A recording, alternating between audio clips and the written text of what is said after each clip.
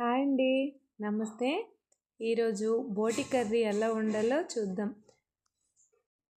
First మనం ఒక గిన్నెలో బోటి వేసుకుని అందులో బాగా మరగబెట్టుకున్న వేడి నీళ్ళు వేసి 10 మినిట్స్ నానబెట్టాలి.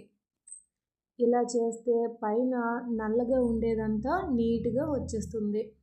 తర్వాత చిన్న చిన్న ముక్కలుగా కట్ చేసుకొని ఒక 3-4 సార్లు బాగా కడగాలండి. కడిగాక ఒక కుక్కర్లో వేసుకొని కొంచెం సాల్ట్, పసుపు వేసి ఒక 10 విజిల్స్ వచ్చేంత వరకు ఉడికించుకోవాలి. ఇప్పుడు గ్రేవీ కోసం ఒక మిక్సీ గిన్నె తీసుకొని ఉల్లిపాయ ముక్కలు, టమాటా ముక్కలు వేసి మిక్సీ పట్టుకొని పక్కన పెట్టుకోవాలి. ఇప్పుడు స్టవ్ వెలిగించుకొని ఒక కడాయి పెట్టి అందులో ఆయిల్ వేసి ఆయిల్ వేడయ్యాక మసాలా దినుసులు వేయాలి. తర్వాత ఉల్లిపాయ ముక్కలు, పచ్చిమిరపకాయ ముక్కలు, అల్లం వెల్లుల్లి పేస్ట్ వేసి బాగా వేగనించాలి. బోటి కర్రీ చాలా సింపుల్గానే ఉంటుందండి. మనకి కష్టం ఏమీ ఉండదు. కష్టం అంతా ఫస్ట్ మనం క్లీన్ చేసుకునే దాంట్లో ఇంకా ఉడికించుకునే దాంట్లోనే ఉంటుంది. ఆ రెండు కరెక్ట్గా చేసుకుంటే మనకి కర్రీ సూపర్గా వస్తుంది.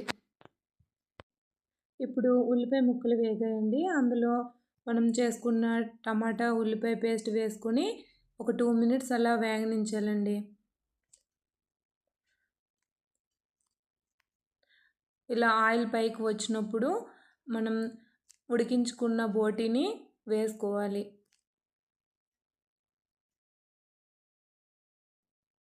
వేసాక ఒకసారి కలుపుకొని అందులో పసుపు, కారం,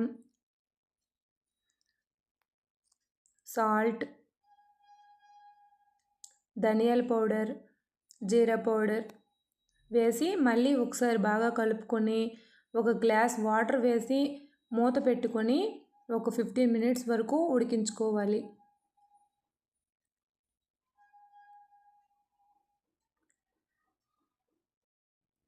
నేను కూడా ఇదే ఫస్ట్ టైం చేయడం అండి. ఇప్పటి వరకు నేను ఒకసారి కూడా బోటిని వండలేదు. మటన్ అలా చాలాసార్లు వండాను కానీ బోటి ఇంతవరకు ట్రై చేయలేదు. ఈరోజే ఫస్ట్ టైం ట్రై చేశాను కానీ చాలా బాగా వచ్చింది టేస్ట్. ఒకసారి మీరు కూడా ఇలా ట్రై చేయండి.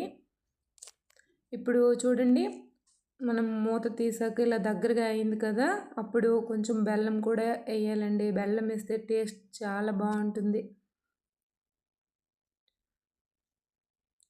వేసాక ఒకసారి ఎలా కలుపుకొని కొత్తిమీర, పుదీనా వేసుకొని సర్వ్ చేసుకోవడమేనండి. చాలా సింపుల్గా ఉంది కదా.